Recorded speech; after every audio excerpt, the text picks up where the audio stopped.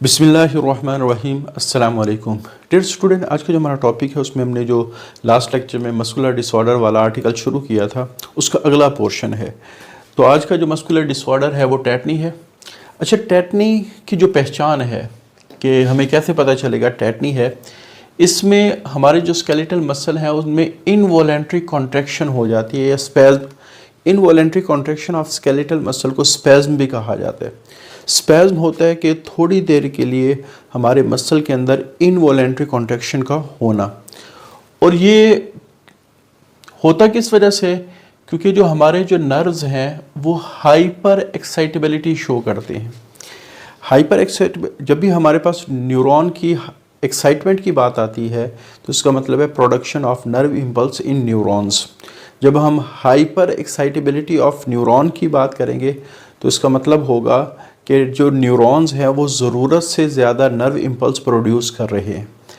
जब एक nerve impulse muscle में जाएगी तो मसल कॉन्ट्रैक्ट करता है, लेकिन अगर उसी मसल में बार बार नर्व इम्पल्स जा रही हैं तो वो बार बार कॉन्ट्रैक्ट करेगा।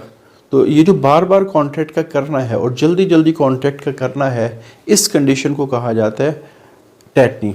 ठीक है। दरमियान में एक और वर्ड भी लिखा हुआ है कि आमतौर पे इसका एक बहुत बड़ा काज इंक्रीज मस्कुलर टून, कि मस्कुलर जो टून है वो भी बाज़ दफ़ा हमारी बॉडी की ज़्यादा हो जाती है। अच्छा, मस्कुलर टून का मतलब क्या है? देखो, मैं खड़ा हूँ ना, तो मेरी जो मसल्स हैं उनको इतना ज़्यादा स्ट्रेच होना चाहिए ताकि वो मेरी बॉडी को सपोर्ट कर सके। देखो, अगर मैं तकरीबन 2-3 घंटे खड़ा रहूँ तो इसका मतलब होगा कि मेरे मसल को 2-3 घंटे के लिए कॉन्ट्रैक्ट करना चाहिए ताकि वो मेरी बॉडी को स्टिफ रख सके, क्योंकि मसल जब कॉन्ट्रैक्ट करेगा तो वो क्या हो जाता है? स्टिफ हो जाता है। अगर मेरे जो मसल हैं वो 2-3 घंटे कॉन्ट्रैक्ट करें तो सोचें भाई हमारी जो बॉडी है उसको कितनी एनर्जी चाहिए हमारे बॉडी को खड़ा रखने के लिए। लेकिन हमारी बॉडी की जो फिजियोलॉजी है, फंक्शन, वो इस अंदाज में डेवलप किया गया, जब मैं खड़ा होता हूँ तो मसल हल्के हल्के कॉन्ट्रैक्ट करते हैं, इतने कॉन्ट्रैक्ट करते हैं जिसकी वजह से मेरी बॉडी को थोड़ी सी सपोर्ट मिले। लेकिन जब मैं भागना शुरू करता हूँ फिर वो अच्छी तरह कॉन्ट्रैक्ट करते हैं, रिलैक्स करते हैं, जिसकी वजह से मेरी बॉडी की मूवमेंट होती है। तो जब बंदा खड़ा होता है तो उस वक्त, या बैठा होता है तो, या लेटा हुआ होता है, तो उसकी बॉडी को हल्की हल्की सपोर्ट चाहिए होती है। तो वो जो हल्की हल्की सपोर्ट प्रोवाइड करते हैं वो हमारी मसल्स की पार्शियल कॉन्ट्रैक्शन, फुली कॉन्ट्रैक्शन नहीं, जो पार्शियल कॉन्ट्रैक्शन है वो प्रोवाइड करती है। वो जो पार्शियल कॉन्ट्रैक्शन है उसको मस्कुलर टून कहा जाता है। उसको क्या कहा जाता है? Muscular tone. ये बिल्कुल इसी तरह जैसे एक गाड़ी स्टार्ट हुई खड़ी है लेकिन चल नहीं रही। तो अच्छा, स्टार्टिंग का एक फ़ायदा ये भी होगा कि अगर किसी ने गाड़ी चलानी है तो वो फ़ौरन ही बस, आप कह सकते हैं, गियर लगाएगा और गाड़ी को चला के ले जाएगा। तो हमारे ये जो मस्कुलर टून है इसका एक फ़ायदा ये होता है कि जो ही हमें मूवमेंट की ज़रूरत होती है ये फ़ौरन ही मूवमेंट के लिए बॉडी को प्रिपेयर कर देती है, या बॉडी को मूवमेंट के अंदर ले आती है। तो मस्कुलर टून का कॉन्सेप्ट क्या बना कि हमें हमारी बॉडी को स्टेबल रखने के लिए, सपोर्ट देने के लिए जो पार्शियल कॉन्ट्रैक्शन हुई है मसल्स के अंदर, उसको मस्कुलर टून कहा जाएगा। इसका काम बॉडी को स्टेबल रखना है, सपोर्ट देना है। हाँ, मूवमेंट के लिए स्ट्रॉन्ग कॉन्ट्रैक्शन चाहिए, लेकिन अगर ये जो हमारे पास पार्शियल कॉन्ट्रैक्शन है ये इंक्रीज़ हो जाए, हमारे जो मसल हैं वो हर वक्त फुली कॉन्ट्रैक्टेड फेज़ में रहें, तो हम क्या कहेंगे कि हमारी जो मस्कुलर टून है वो इंक्रीज़ हो गई है। तो टेटनी की एक बहुत बड़ी वजह आप कह सकते हैं हमारे मसल की टून का बढ़ जाना भी है। ठीक है। या आप ये कह सकते हैं टेटनी की वजह से हमारी मस्कुलर टून बढ़ जाएगी, या मस्कुलर टून की वजह से टेटनी के चांसेस बढ़ जाएंगे। दोनों आप कह सकते हैं एक दूसरे के लिए लाज़िम मलज़ूम है। तो टेटनी एक ऐसी बीमारी है जिसमें हमारे जो मसल में क्या हो गई है? इनवॉलेंट्री कॉन्ट्रैक्शन, स्पैज्म हो गई है। और ये किस वजह से हुई है? इंक्रीज मस्कुलर टून, या मस्कुलर टून में इजाफा हो गया है, या फिर हमारे नर्व्स के अंदर ज़्यादा एक्साइटमेंट हो गई है, वो ज़रूरत से ज़्यादा नर्व इम्पल्सिस को हमारे मसल को भेज। तो मेन काज हमारे पास दूसरे वाला होता है कि हमारे जो नर्व्स हैं उसमें एक्साइटेबिलिटी बढ़ जाती है। अच्छा, आमतौर पर जो टेटनी है वो चूँकि मस्कुलर डिजीज़ है, तो कोई भी डिजीज़ होती है वैसे तो वो पूरी बॉडी के मसल को इफेक्ट कर सकती है, लेकिन कुछ पार्टिकुलर साइट्स ऐसी होती है, कुछ मखसूस जगह ऐसी होती है जहाँ उस डिज़ीज़ का ज़्यादा असर शो होता है। तो ज़्यादातर हमारे पास ये जो टेटनी है इसका असर हमारे हाथों में, पाँव में, चेहरे पे और लेरेंक्स, हमारे जो सांस लेने का मैकेनिज्म है वो भी हमारे स्केलेटल मसल कंट्रोल कर रहे हैं। तो बाज़ दफ़ा उन मसल्स के अंदर भी टेटैनिक अटैक हो जाता है। अच्छा, और ये वाले जो आप कह सकते हैं मसल जो इस लेरेंक्स के इर्द गिर्द हैं या हमारी ब्रीदिंग की मूवमेंट को कंट्रोल करें, अगर इसमें टेटनी हो जाए तो रेस्पिरेटरी फेलियर हो सकता है, जिसकी वजह से इंसान की डेथ भी हो सकती है। तो टेटनी माइल्ड सी भी हो सकती है और इतनी सवियर भी हो सकती है कि उस इंसान की क्या हो रही है, डेथ हो रही है। इसका जो सबसे बड़ा और मेन काज है वो हमारे ब्लड के अंदर कैल्शियम का कम होना है। जब भी किसी के साथ वर्ड आएगा तो हाइपो चीज़ का कम होना, कैल्शियम से निकला, और जिसके एंड पे ईमिया का वर्ड हो तो ब्लड से रिलेटेड होता है। जैसे अनीमिया खून की कमी को कहा जाता है, ल्यूकीमिया ब्लड कैंसर को कहा जाता है, थैलासीमिया इसमें भी हमारे रेड ब्लड सेल सही तरह डिवेल्प नहीं होते। तो इन सारे वर्ड्स के एंड पे क्या आया हुआ है, ईमिया। तो ईमिया का वर्ड जब भी होगा वो ब्लड से रिलेटेड होगा। तो हाइपोकैल्सीमिया का मतलब क्या, लो कैल्शियम लेवल इन ब्लड। अब ब्लड का कैल्शियम लेवल कम क्यों हुआ है, जैसे हमने विटामिन डी के बारे में पहले भी डिस्कस किया था कि विटामिन डी कैल्शियम को इंटेस्टाइन से, हमारे डाइजेस्टिव सिस्टम से एब्जॉर्ब करवा के ब्लड में भेजता है। इसी तरह ये जो थायराइड ग्लैंड होता है ना, और ख़ास तौर पे इसका छोटा सा पार्ट कह लें और बाद दफ़ा सेपरेट ग्लैंड भी कंसिडर किया जाता है, पैराथायराइड ग्लैंड। तो इससे एक हार्मोन निकलता है जिसका नाम है पैराथार्मोन। उसका काम ही ब्लड के अंदर कैल्शियम लेवल को मेंटेन करना है। वो क्या करता है, ब्लड और बोन्स के दरमियान में कैल्शियम लेवल को मेंटेन कर रहा होता है। अगर हमारे ब्लड में कैल्शियम ज़्यादा है उसको बोन्स में डिपॉजिट कर देता है, अगर ब्लड में कैल्शियम लेवल कम है तो उसको बोन्स से दोबारा मंगवा के ब्लड में ले आता है। तो ये जो पैराथार्मोन है, जो पैराथायराइड ग्लैंड का हार्मोन है, इसका काम ही ब्लड कैल्शियम लेवल को मेंटेन कर। अगर उसमें कोई डिस्टर्बेंस आ गई तब भी आप कह सकते हैं कैल्शियम लेवल लो हो सकता है। अच्छा, अगर कैल्शियम लेवल लो हो तो न्यूरॉन्स की जो स्टेबिलिटी है वो इफेक्ट होगी। न्यूरॉन को स्टेबल होना चाहिए, यानी ज़रूरत के मुताबिक नर्व इम्पल्स को प्रोड्यूस करना चाहिए, ठीक है। लेकिन जो ही कैल्शियम का लेवल कम होता है तो ये जो न्यूरॉन की स्टेबिलिटी है वो कम हो जाएगी और न्यूरॉन ज़्यादा तेज़ी से नर्व इम्पल्स को प्रोड्यूस करना शुरू कर देगा, यानी वो ज़्यादा तेज़ी से नर्व इम्पल्स को फायर करना शुरू कर देगा, जिसकी वजह से फिर टेटनी हो सकती है। आगे, अच्छा, कैल्शियम का लेवल बाद दफ़ा दूसरे साल्ट से भी रिलेटेड होता है। जैसे मैं कहता हूँ कि कैल्शियम के अलावा कुछ और साल्ट का इम्बैलेंस भी हो सकता है जो इस बीमारी का बायस बने, जैसे लो लेवल ऑफ मैग्नीशियम। अब मैग्नीशियम ने बेसिकली डायरेक्टली टेटनी में कंट्रीब्यूशन नहीं करना। मैग्नीशियम डायरेक्टली रिलेटेड होता है कैल्शियम के बैलेंस के साथ, क्योंकि मैग्नीशियम ने 6-7 फंक्शन करने होते हैं। मैग्नीशियम ने विटामिन डी के फंक्शन को बढ़ाना होता है, मैग्नीशियम ने थायराइड और पैराथायराइड हार्मोन के फंक्शन को बढ़ाना होता है, मैग्नीशियम ने जो इंटेस्टाइन है उससे कैल्शियम को आप कह सकते हैं ब्लड में एब्जॉर्ब करवाना, इसमें भी रोल प्ले करता है, और जो कैल्शियम है उसको बोन में डिपॉजिट करवाने में भी रोल प्ले करता है। तो मैग्नीशियम बेसिकली इसका ताल्लुक कैल्शियम के बैलेंस के साथ है। मैग्नीशियम की कमी आएगी तो कैल्शियम का जो बैलेंस है वो डिस्टर्ब होना शुरू हो जाएगा। तो मेन जो काज है ना वो टेटनी का कैल्शियम का इम्बैलेंस है, ठीक है। अच्छा, इसका ट्रीटमेंट डिपेंड करता है भाई बीमारी का काज क्या बना है। अब देखो, अगर सपोज एक शख्स है उसमें विटामिन डी भी ठीक हो, थायराइड भी ठीक हो, लेकिन उसकी खुराक में कैल्शियम कम है तो फिर भी प्रॉब्लम आ सकता है, ठीक है। मैग्नीशियम कम है तब भी प्रॉब्लम आ सकता है। एक बंदा उसका थायराइड ग्लैंड ठीक है, कैल्शियम भी खुराक में ठीक है, विटामिन डी की कमी उसको। तो बेसिकली जब टेटनी की वजूहात काफ़ी सारी हो सकती हैं, तो जब हम ट्रीटमेंट करेंगे तो पहले देखेंगे कि ये जो टेटनी में कैल्शियम की कमी आई है ब्लड के अंदर, ये किस वजह से आई, तो फिर उसी के लिहाज से आप कह सकते हैं ट्रीटमेंट किया जाएगा। जैसे खुद अगर कैल्शियम और मैग्नीशियम की बॉडी में कमी है जिसकी वजह से टेटनी हो रही है, तो फिर उसके सप्लीमेंट अगर हम दे दें तो ऑटोमेटिकली वो ठीक हो सकता है। ये बाज़ दफ़ा हम जो आईवी ड्रिप्स वगैरह लगाते हैं, इंट्रावेनियस का मतलब होता है वेन्स के ज़रिए से जो फ्लूइड अंदर जा रहा है, चाहे वो इंजेक्शन के ज़रिए से जाए चाहे वो ड्रिप के ज़रिए से जाए, तो ड्रिप वगैरह अक्सर लगाई जाती हैं ताकि इस इम्बैलेंस को किसी हद तक रिकवर किया जा सके। अच्छा, उसके बाद उस टेटनी से मिलती जुलती एक बीमारी है जिसको हम कहते हैं टेटनस। तो टेटनस में भी जो मस्कुलर कॉन्ट्रैक्शन है वो ज़्यादा होना शुरू हो जाती है, और ये थोड़ा सा उससे एडवांस स्टेज है क्योंकि ये फिर आगे स्टिफनेस तक चली जाती है। स्पैज्म और स्टिफनेस में जो मेन फ़र्क है, स्पैज्म में मसल कॉन्ट्रैक्ट करता है रिलैक्स होता है, मसल कॉन्ट्रैक्ट करता है रिलैक्स होता है, मसल कॉन्ट्रैक्ट करता है रिलैक्स होता है, चाहे वो तेज़ी से हो रहा है, ठीक है। लेकिन टेटनस में क्या होता है, स्पैज्म होते हैं लेकिन कुछ देर बाद मसल कॉन्ट्रैक्टेड ही रहना शुरू हो जाता है, और मसल का कॉन्ट्रैक्टेड रहना, मसल का अकड़ जाना, ये स्टिफनेस कहलाता है। तो बेसिकली ये होता किस वजह से, हमारे पास एक बैक्टीरिया जिसका नाम है क्लोस्ट्रीडियम टेटनी, अगर ये हमारी बॉडी में चला, ये बैक्टीरिया है, तो ये बेसिकली टेटनस एक बैक्टीरियल इन्फेक्शन है।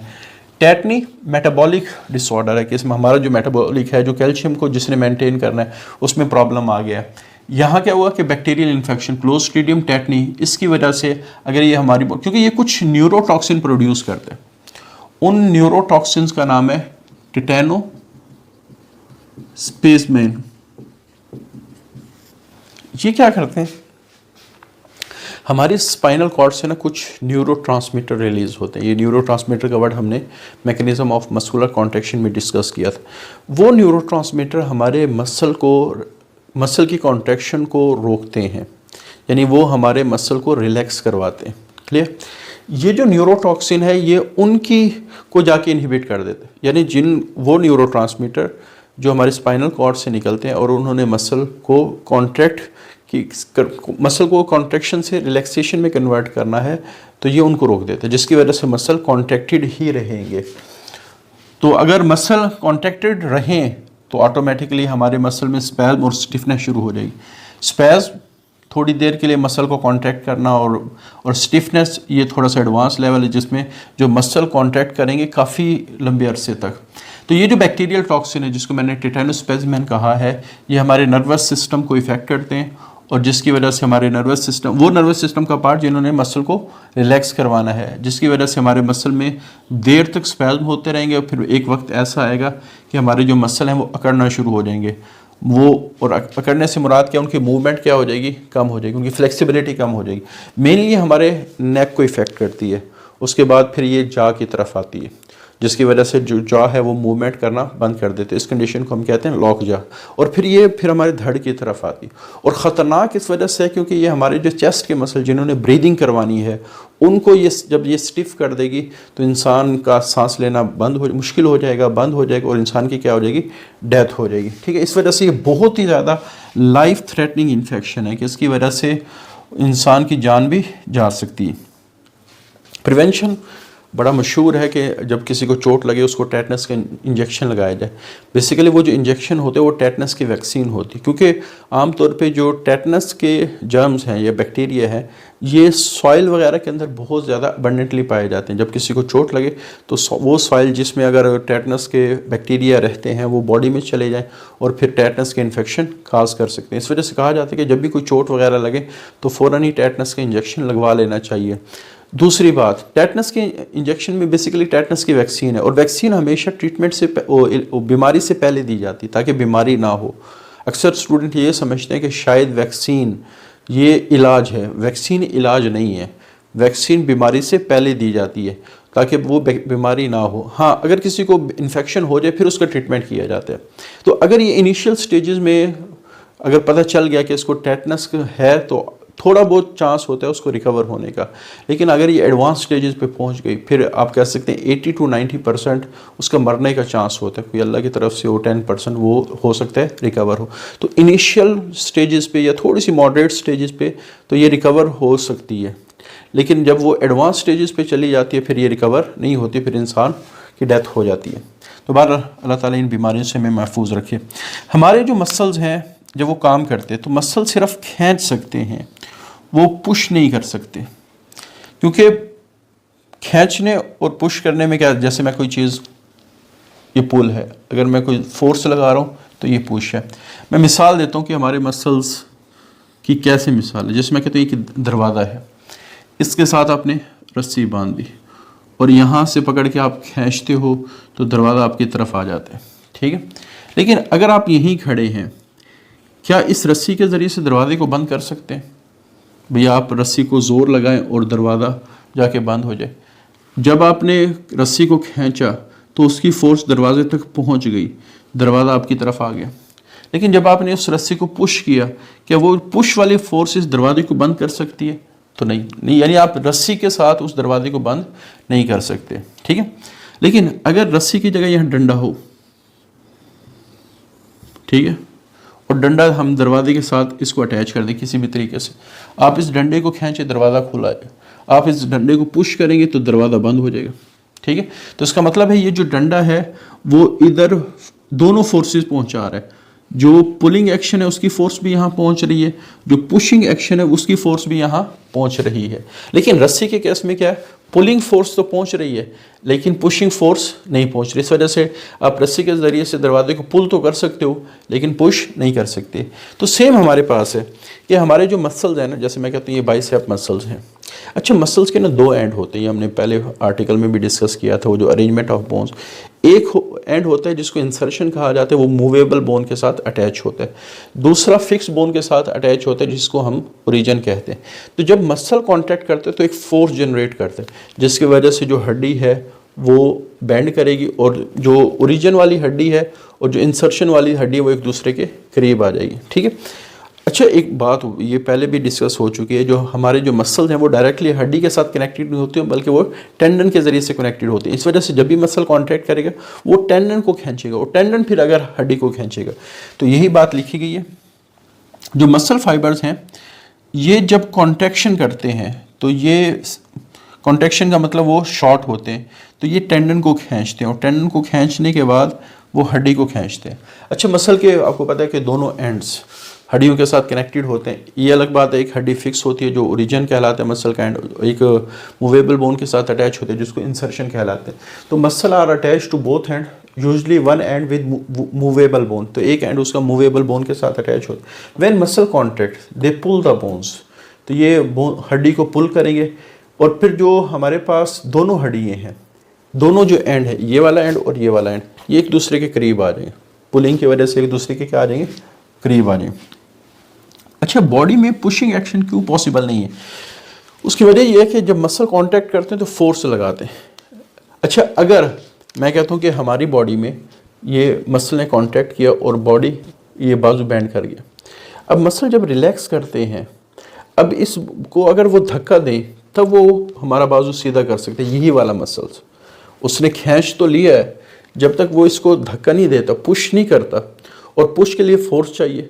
तो हमारे जो मसल हैं जब वो कॉन्ट्रैक्ट करते हैं तब तो वो फोर्स जनरेट करते हैं, लेकिन जब वो रिलैक्स करते हैं वो फोर्स जनरेट नहीं करते, जिसकी वजह से रिलैक्सेशन के दौरान बाजू अपनी पोजीशन पे वापस नहीं आता। क्लियर? तो यही बात लिखी गई है कि मसल कैन नॉट पुश, क्योंकि ये because they only generate force by pulling, तो ये खींचने के लिए फोर्स सप्लाई करते हैं, लेकिन अगर मसल ने पुश करना हो it would need to exert force during relaxation, तो उसको रिलैक्सेशन के दौरान भी फोर्स को जनरेट करना पड़ेगा। अच्छा, जब वो रिलैक्सेशन में फोर्स को जनरेट करेंगे तो ऑटोमेटिकली बाजू सीधा हो जाएगी और ये जो दोनों एंड है वो एक दूसरे से दूर चले जाएंगे। क्लियर?